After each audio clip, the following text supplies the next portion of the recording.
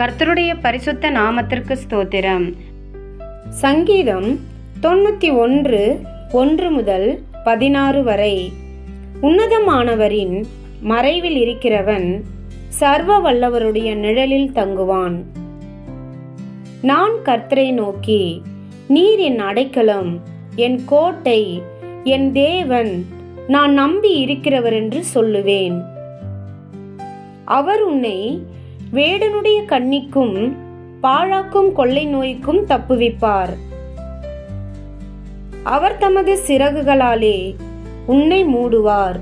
அவர் சட்டைகளின் கீழே அடைக்கலம் புகுவாய். அவருடைய சத்தியம் உனக்கு பரிசையும் கேடகமும் ஆகும்.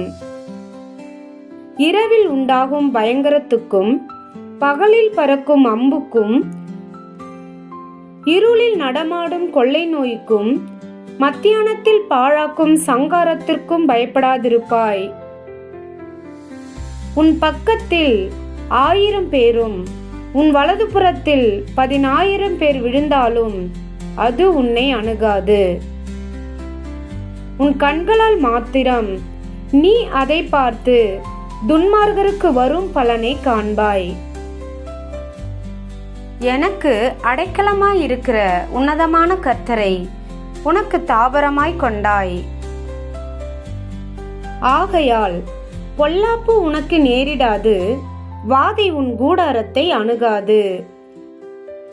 உன் வழிகளெல்லாம் உன்னை காக்கும்படி உனக்காக தம்முடைய தூதர்களுக்கு கட்டளையிடுவார். உன் பாதம் கல்லில் இடராதபடிக்கு அவர்கள் உன்னை தங்கள் கைகளில் ஏந்தி கொண்டு போவார்கள். சிங்கத்தின் மேலும் விரியன் பாம்பின் மேலும் நீ நடந்து பால சிங்கத்தையும் வலு சர்பத்தையும் மிதித்து போடுவாய்.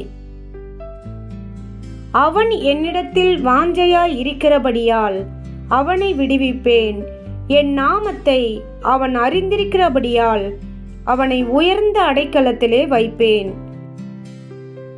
அவன் என்னை நோக்கி கூப்பிடுவான், நான் அவனுக்கு மறு உத்தரவு அருளி செய்வேன். ஆபத்தில் நானே அவனோடிருந்து அவனை தப்புவித்து அவனை கனப்படுத்துவேன்.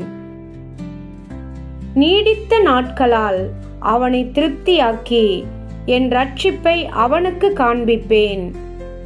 ஆமேன்.